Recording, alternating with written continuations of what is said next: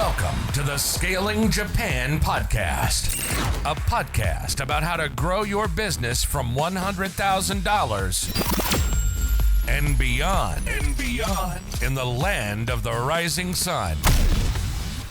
Welcome to the Scaling Japan podcast. I'm your host, Tyson Bettino, and on today's episode, we have Robert Purse. He is the founder and managing director of McLaren Group, a bilingual end-to-end marketing consultancy based in Tokyo. Their services include marketing strategy, consumer research, marketing plan execution, and business development. Previously, over the past 15 years, Robert has worked in various marketing roles in Tokyo for global giants including Nielsen, Reckitt, and Perfetti van Melle, and managing brands such as Veet, MediQtto, and Mentos, and servicing clients such as Coca-Cola, P&G, Adidas, and Starbucks. So a very impressive background. He has localized and launched over 50 products into the Japanese market, managing small, medium, and large marketing budgets up to $3 million US. He has worked alongside a host of suppliers and agencies in both English and Japanese. And today he joins us to talk about choosing a marketing agency in Japan. It's great to have you on the podcast, Robert. Great. Thanks so much, Tyson. Great to be here. And could you please give a short self-introduction, please? Yeah, sure. Thank you very much for the background there. I guess probably not a lot to add. It's pretty comprehensive. But maybe just on a bit more of a personal note, I have a family here, Japanese wife, and 2 kids. So pretty busy on all fronts, as I think you are, Tyson. Yes, and I think we're both going through similar stages in life, and I think there's a 1-year difference between us. Yeah, life and maybe business too, actually. Yeah, before we dive into marketing agency, I think a good question where we can start is, what is marketing to you? Yeah, thanks a lot, Tyson. I think it's always good to take that holistic starting point so we can get our heads around how we're going to attack the main issue or the main question here. So the way I like to talk about like what is marketing and some interesting ways that people have explained it to me before. The first one is that it places the consumer at the heart of the business. So I think, like a lot of times small companies coming in, that have like maybe a country manager and maybe a sales guy, for example. And yes, the traditional way of, or probably the recommended way of starting in some cases. Exactly right. And that's all good. And that can obviously get them from 0 to 1, for example.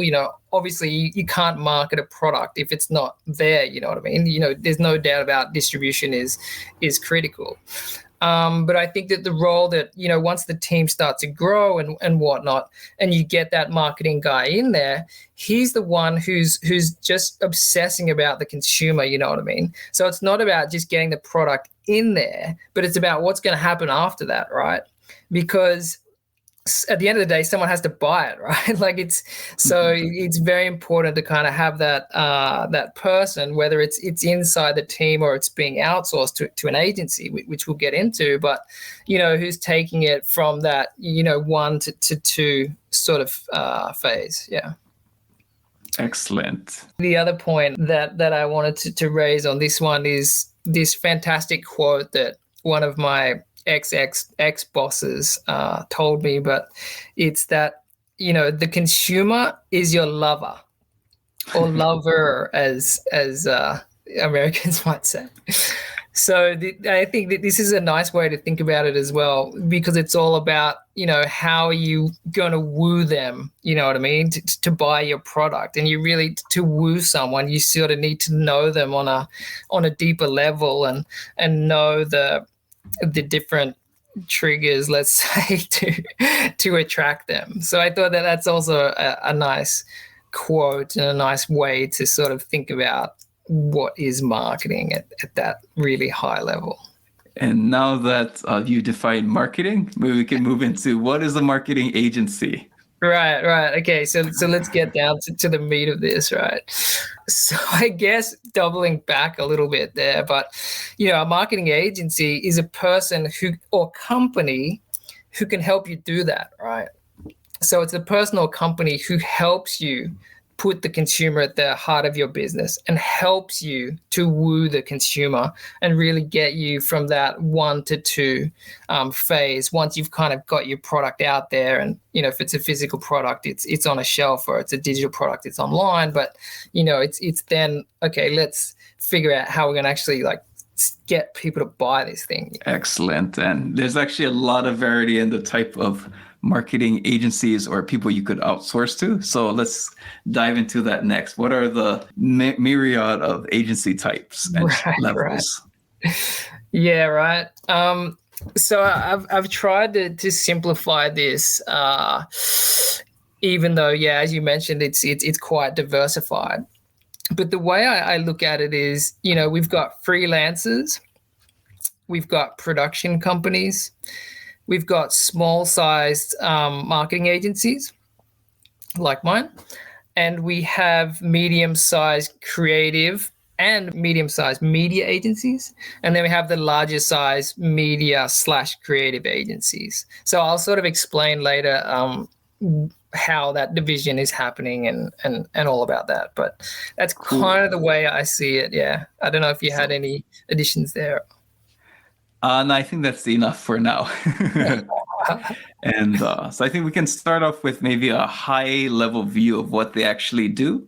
Then we can go into each individual type of the 5 that you mentioned and go deeper into the details. But I guess from a higher level view, what do they do exactly? Yeah, let's do that, Tyson. Or what would you hope they would do? Yeah, exactly. What are you paying them to do, right? So again, I've tried to simplify this. So I think that the 2 things that you would want to get out of them, right, is the first one is strategy and a marketing plan, whether that be for a market entry or for a market growth. And the second part of that is the execution, right? So the execution, and again, we're going to talk about this in a bit more detail, but can be creative execution and it can be media execution, right? And it's kind of important in a way to make sure that they're separated in your mind. So to go back to the strategy, one of the, strategy is this sort of fancy word that flies around a bit, and everyone kind of has their own definition of it and whatnot. So I'll give you another one. I'll give you, well, it's not my personal definition, but it's the one that I like the most. And that is, strategy is what you're not going to do, right? So what that basically means is you've done the work to sort of lay out all the different things that you can do. And then among all those, 20 different things or whatever, you say, okay, this is what the one that we think we're going to put our bets on, this one, right? Or this 1, 2, or 3. And you can rank them then. And then that's where you kind of allocate your budget, right? And then you see how that is it's going, and you track it, and then you can pivot, of course. But I think it's really important that you do focus and you do the work. I like that definition. I can see many cases where it goes in the other direction, where you're doing too many things. You're not evaluating if it's properly working. And then 6 to 12 months later, it's like, why don't we have more customers? Yeah. So I like the intentionality of it. Right. That is the word. Yeah. And I mean, it's not easy, right? To stick to a strategy, because if something comes up that seems a bit more juicy, or you want to take a bet, it's easy to just jump into it. But that's another part of strategy too. It's discipline, you know what I mean? I know that exists, and you can make a note of it maybe, but this is what we're going to do for the next, however it is, right? Month, 6 months, 12 months. And then that's kind of how you learn, because then you jump into the PDCA, right? Plan, do, check, act.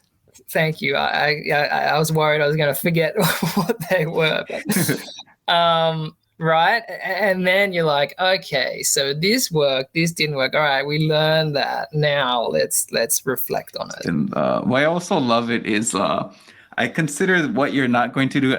For me, that's like let's say not immersion, but that's intervention level, or because I do coach a lot of founders and CEOs, and when I have to do an intervention, it's like, what are you not going to do from today?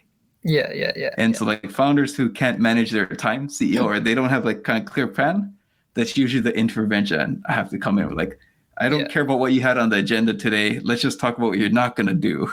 Yeah. I love it. I'm tired of hearing this new crap every week. Yeah. And nothing gets done. And if I'm getting annoyed, your staff are even more annoyed. Exactly right.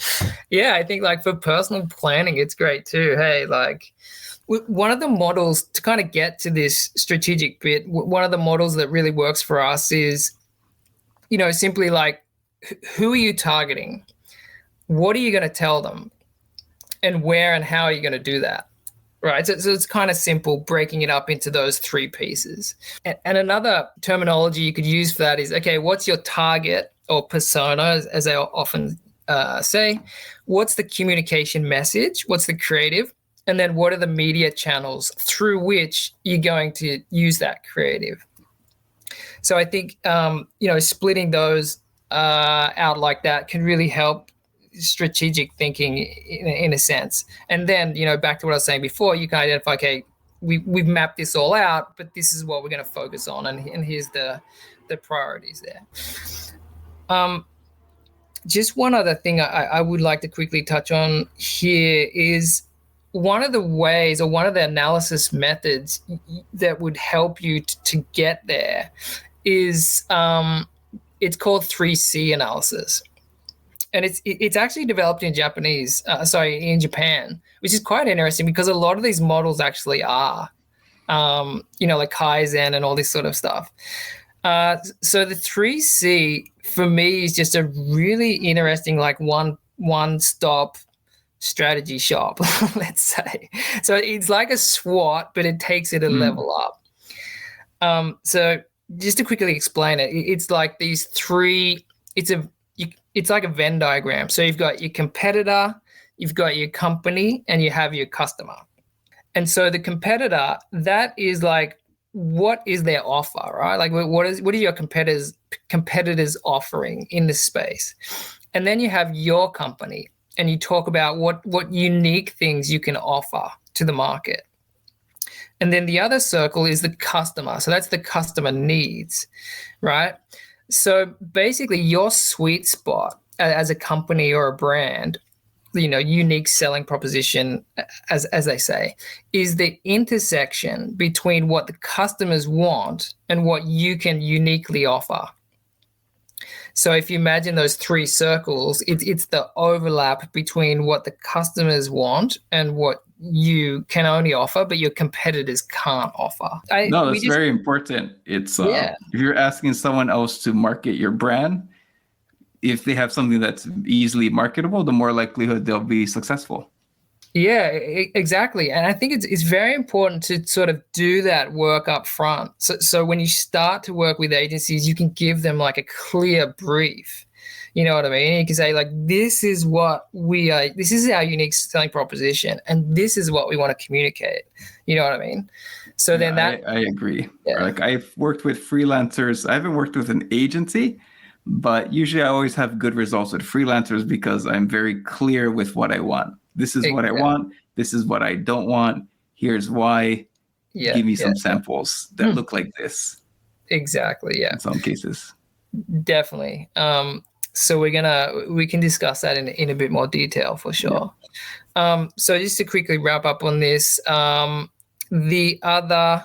Yes. So I guess in conclusion there with that train of thought, you definitely need like research to put that all together. And, that's a whole piece of the work that needs to be done, whether that's in-house or outsourced. Either way, I highly recommend to do that. We've done an episode with Andrew Edsel on market research. Yeah, definitely. I mean, I'd be more than happy to talk about that if you want to have me back. But yeah, no, the market research is critical step. I agree. Very deep. Yeah. But just to finish this one, so yeah, you want to do your strategy and marketing plan, and you can get agencies to do that. And the second bit you want them to do is the execution bit, right? So as we mentioned earlier, this is creative and media, and obviously companies can do both, or you can split it. But yeah, you just need to be clear about that separation. One of the common challenges I see with my consulting clients is not having any staff internally who can drive marketing strategy and execution to the next level. This really limits the growth trajectory of a company, especially for a leader like you that wants to go from 30 million to 500 million yen a year and does not have the time to spend years learning through trial and error. To solve this problem, I'm launching a marketing agency that can help companies like yours to increase leads and closing rates through SEO, Google Maps, content marketing, and websites that convert. Head over to scalingyourcompany.com and book a free consultation. Let's talk about what your business needs are, where your current strategy is letting you down, and how we can help you see real results with the methods I've successfully implemented at multiple companies myself. Now, back to the episode. So I guess we can dive into freelancers. So yeah, as I'm sure you know, Tyson, there's a lot of platforms out there now, and I think with the whole COVID thing, like a lot of moonlighting people came up and whatnot. There's just a lot of people out there, I guess you could say, that you can tap into. Some of the big platforms are obviously Fiverr, Upwork. There's another one I was recently introduced to. It's Indian-based. It's called Uplas. I don't know if you've heard of that one. That's an interesting one. And then in Japan, you've got Lancers, and Selective is a new one I recently found out about as well. So yeah, back to what freelancers do and what I was talking about before, but these guys are definitely in the execution space.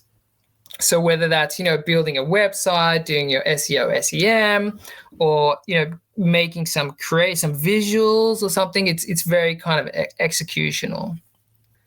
So the way I've kind of set this up, Tyson, is, I'd explain what they do, some examples of companies, what they do, and then like a pro con, and we can maybe have a bit of a open discussion about that. Sounds good to me. Cool.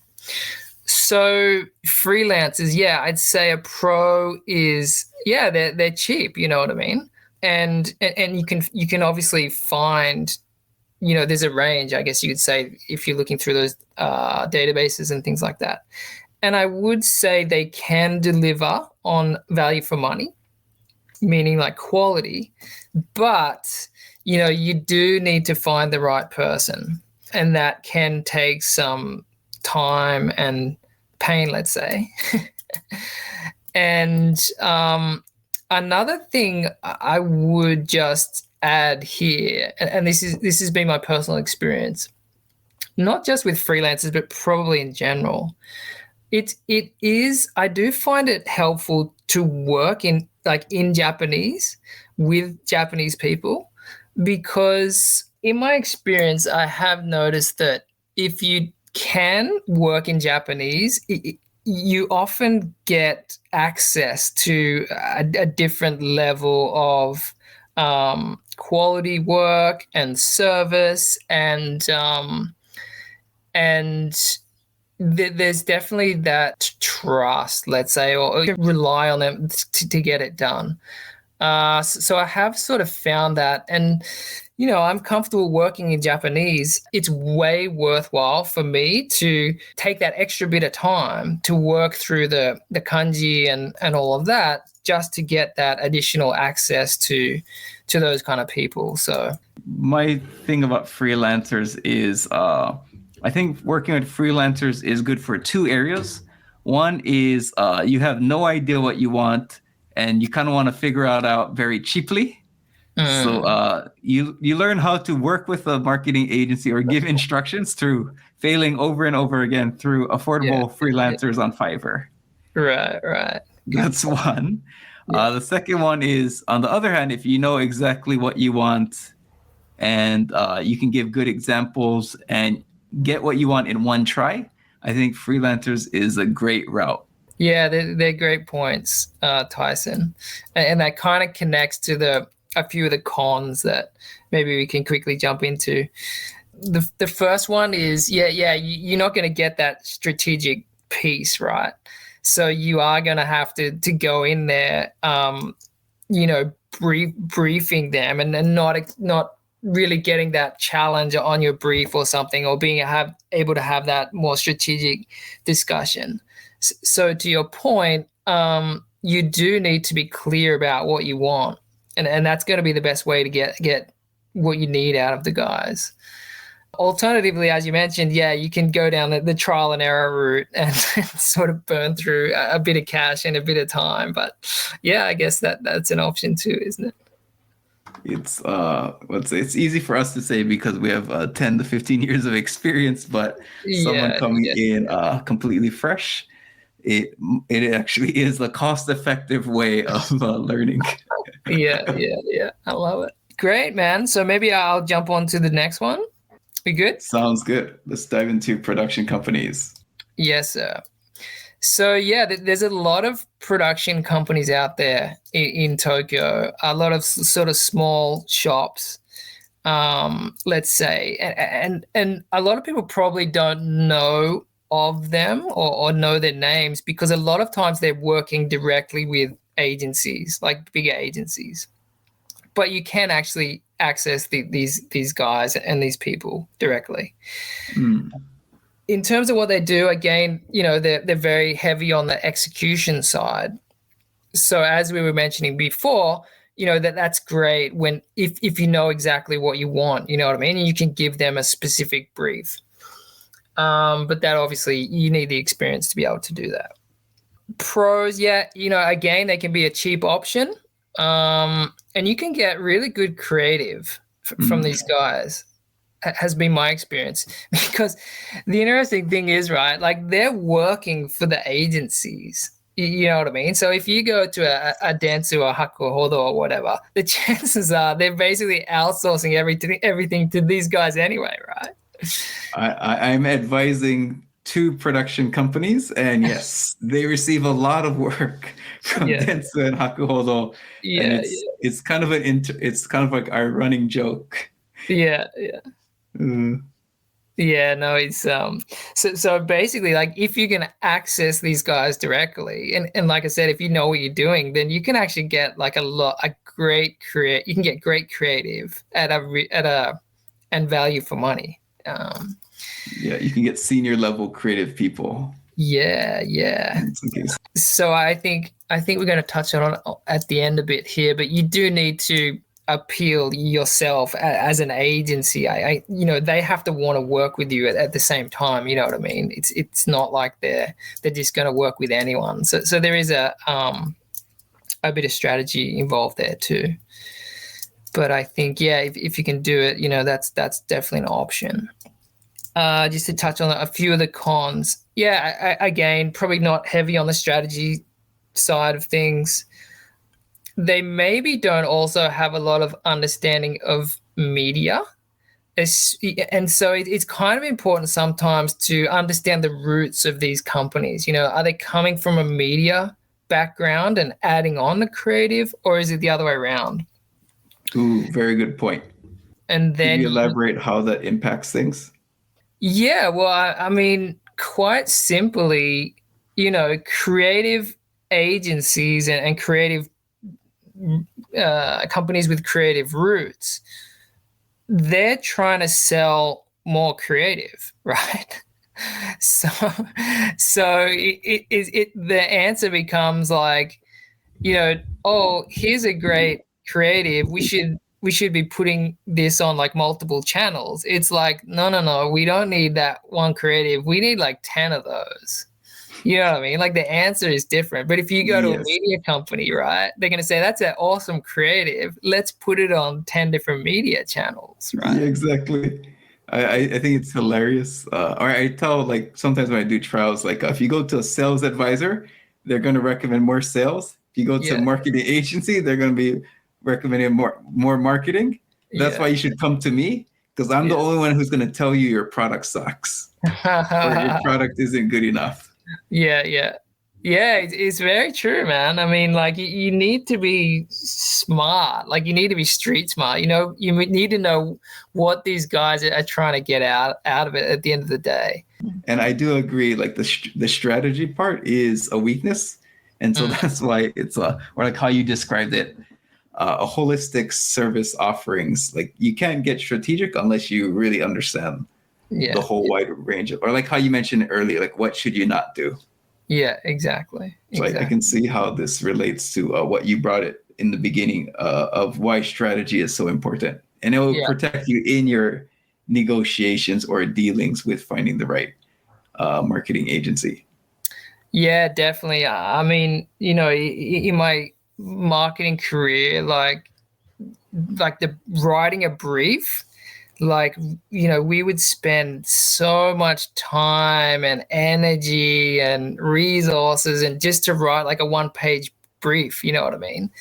But the more I'm working in the field, I realize how important that actually is. You know what I mean? Because that literally gets everyone on the same page. You know what I mean? No, I Um, totally agree. yeah, yeah. So that's definitely key. Thank you for listening to this episode of Scaling Japan. In addition to serving as your fine host, I also provide advisory and coaching services to business owners who want to 2x, 5x, and even 10x their business. So stop holding your company and your team and your employees back and let me help you and your company scale. Find more information at scalingyourcompany.com. Now back to the episode. Yeah, I think you told me earlier one point about project management as well. Like sometimes they're weak at project management. You know, because the structure is just different, right? So if they're working directly with a client versus with an agency, well, even though the agency is their client, right? But the flow of the work and the expectations of each party and that are a little different. So I think, you know, if you're working with a production company versus an agency, you know, an agency is definitely going to have that higher level of project management, has been my experience. Cool. So I think we can move on to small size agency next. So yeah, you know, there's obviously our companies, but there's a lot of other players out there.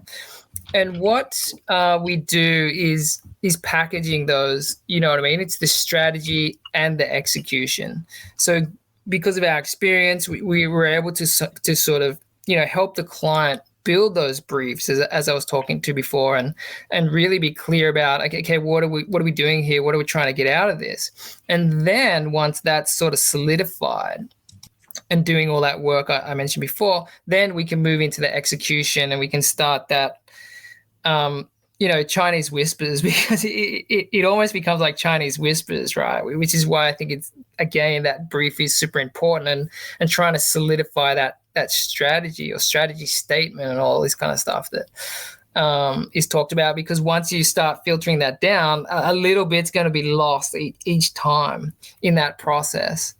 So that's definitely key. Yeah. So back to the pros and cons idea. Yeah, clearly it's this full service solutions, definitely bespoke solutions. So I'm going to talk in a little bit about the bigger agencies, but you know, you're going to get a one-off proposal basically from a small agency that's really tailored to your business and you as a person as well. You get the service quality. It's relatively cheap, and you still get that quality, you know, because as I was mentioning before, a lot of times we're working with these production companies who are working with the bigger agencies, right? It's just when you work with the bigger agencies, you're paying a massive fee for those brand names, right? And all the overheads, that fantastic Dentsu building and whatnot, right? Yeah. So just, to be fair, to raise some cons, I guess you could say, it is more expensive than a freelancer.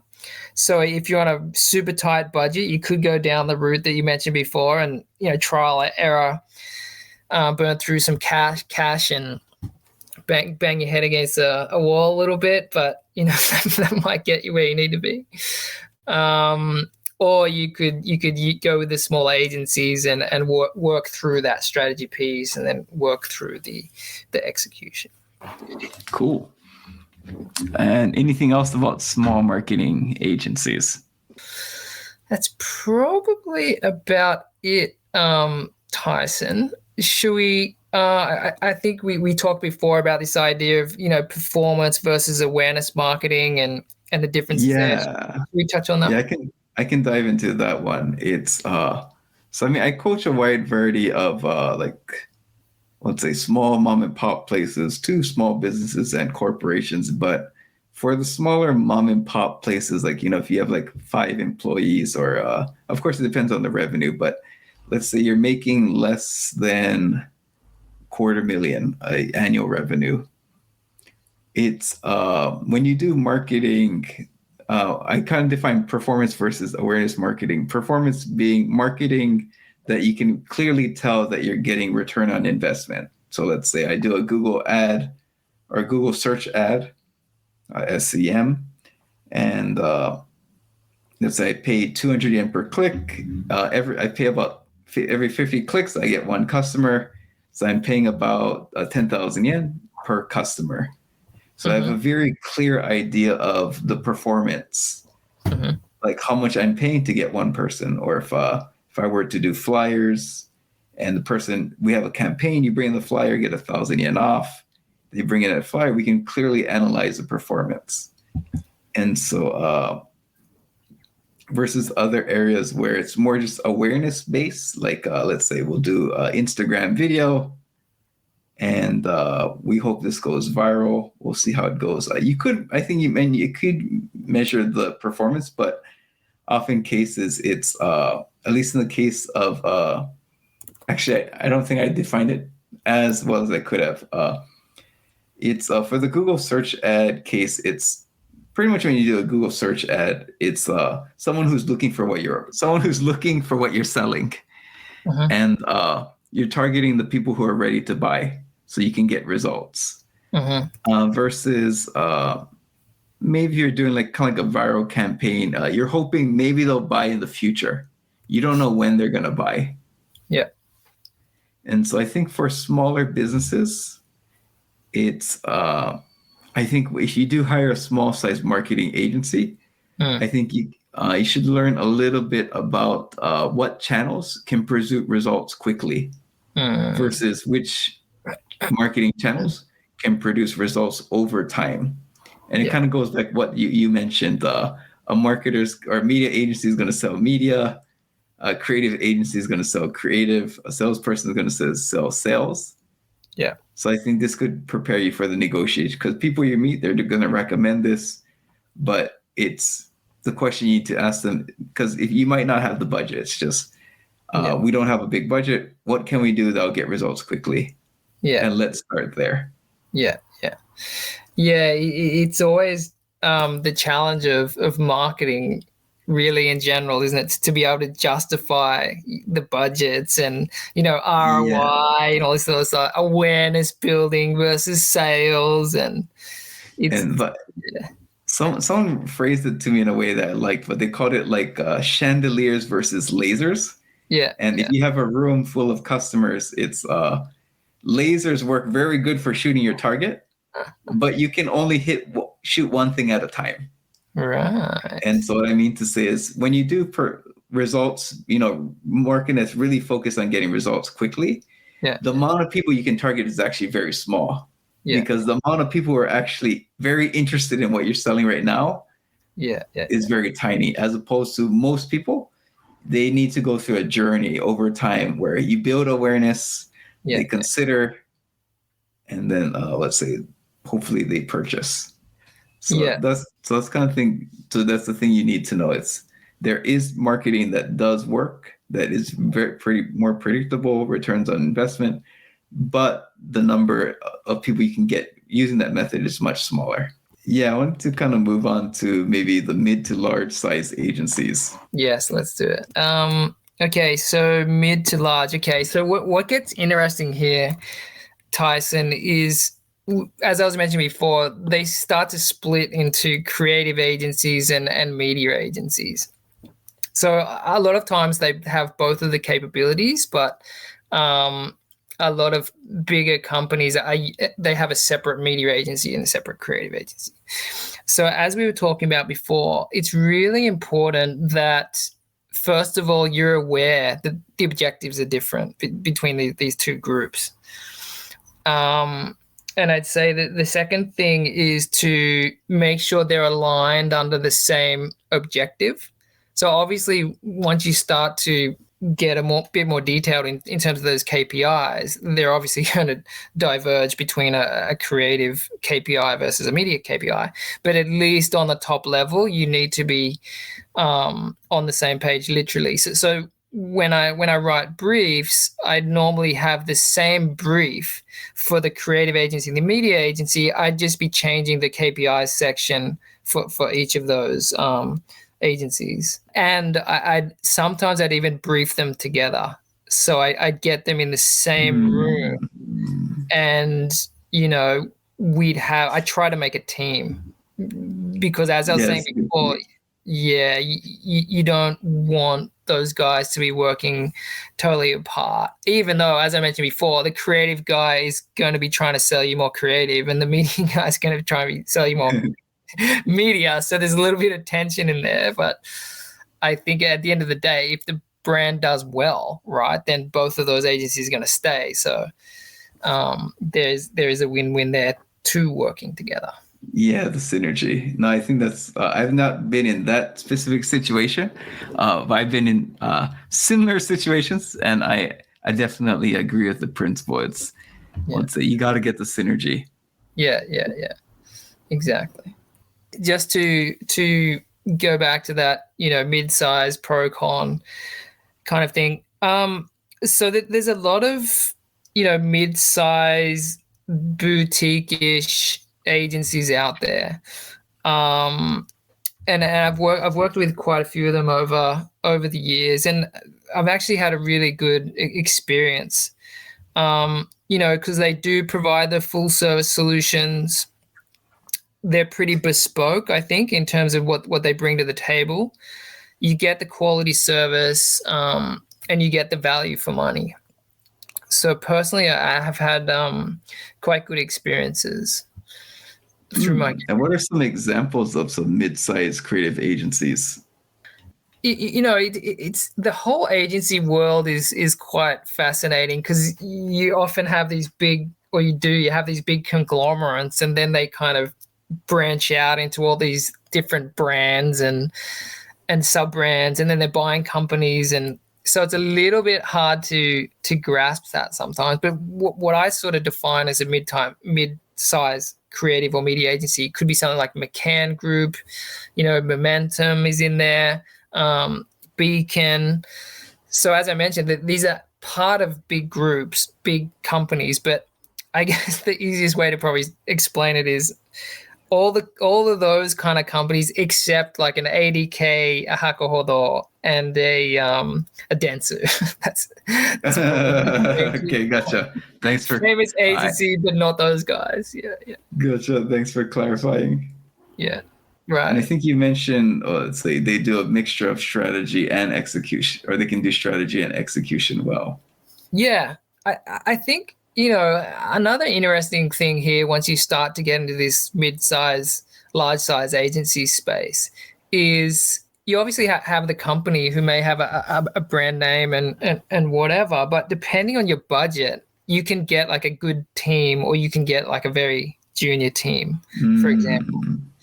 So that's sort of something to keep in mind. Yeah, no, I think the audience would be very interested in learning more about this. Yeah, I mean, especially when you start to talk about the big agencies, like I was saying, that the ADKs, Hakuhodos, and Dentsus of this world and this country. Yeah, like I'm talking about big budgets. Like you to work with a decent team in those companies, you'd probably need like more than 500K USD, let's say. And this is annual. Yeah. Um, like that's not even a big budget for those guys, you know what I mean? So, as per the introduction, like I've had sizable budgets throughout my career to work with, but when I have worked with those kind of companies with that kind of budget, I've just really noticed that, compared to the other teams in my company, you know what I mean? Like I was just being allocated not the highest quality people, let's say, simply speaking. So that's kind of something to keep in mind as well. If you go for these branded agencies, you just need to be mindful about the quality of the people within there that you're going to be allocated. Because I think if you're kind of a lower paying client, you're kind of paying for the name, but then you often get junior level staff, right? Yeah. So you get the junior project managers, and then they're outsourcing to the freelancers and the smaller agencies, right? So back to our previous point. I gotcha. Yeah. It just makes more sense to connect with like a small agency who has access to those executors in any way, and then you don't have to pay for that overhead and brand and all that sort of stuff. Yeah, but I can understand. It's kind of that McKinsey issue where, like in large corporates, if McKinsey fails, it's not your fault. You did the right thing by choosing McKinsey. So I think a corporate executive can also use that scapegoat. Well, I used Dentsu. Yeah, that's totally true. It's not my fault. Yeah, But if you're a founder, it's your company. yeah. Sometimes working with someone like Robert or someone who has done work for those big agencies is the person who was doing your work, but you're just going direct. Yeah, exactly. So yeah, that's definitely something to keep in mind. How about in terms of service, like the mid and maybe the large size, like the differences in the quality of service, or between those not guys? not in terms of like the output, like the value for money, but maybe the service. Yeah, I mean, that's a kind of a tricky one to answer because, on one hand, you'll have these meetings, right? And it'll be a pitch meeting or something. And especially the bigger agencies, they'll bring like 10 people to this meeting, right? And like one guy will present and he'll just basically present. This is only my experience. I'm not saying that this is the 100% standard, but multiple times I've had this happen, and you have all those people. You have one guy present, and the idea is extremely mediocre. But the flip side of that is if you're working with freelancers, or probably more so like a production company, for example, who can manage that creative part very well. They'll come with a little team, but they'll give you like 10 awesome ideas. You know what I mean? So from that, so back to the question on service. So, you've kind of got this dedicated person because they have the manpower, you know what I mean? And from that point of view, it's actually amazing. You know what I mean? Like you can call those guys. Gotcha, not yeah, that one I'm point of contact. Yeah.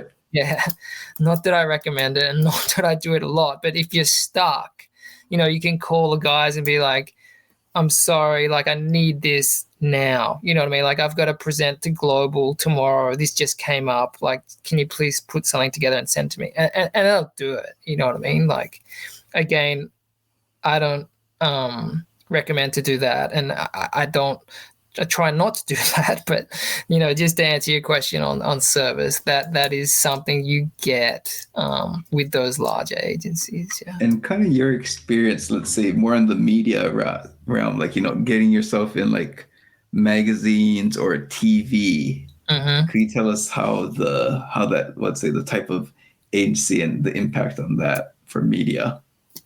Yeah. So, I mean, either of those mid-size or large-size guys can clearly manage all that, all these, all the channels and the getting you there. It depends if you're going down like a paid route or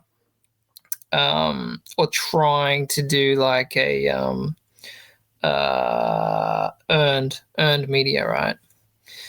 But yeah, no, they're all sort of positioned to do that, and that's kind of their bread and butter. A lot of these companies, like, How about we dive into paid media? yeah, of course. So I've been pitched so many times, like, okay, you've got a budget of like, let's say 40 million Japanese yen. Let's have an event outside the 109 in Shibuya, and let's have some celebrities, and let's invite the TV, and let's hand out some samples, and that's it. Let's do that for 2 days, and there's your budget. Wow. And Damn. then let's try and get on TV, and blah blah. And because they're a Dentsu or a 80K or whatever, yeah, you can probably get on TV. You know what I mean? In like a PR capacity. But, you've just blown your whole budget on like 2 days. And, you need to kind of look into if you're getting some kind of uptick in awareness or, ideally sales.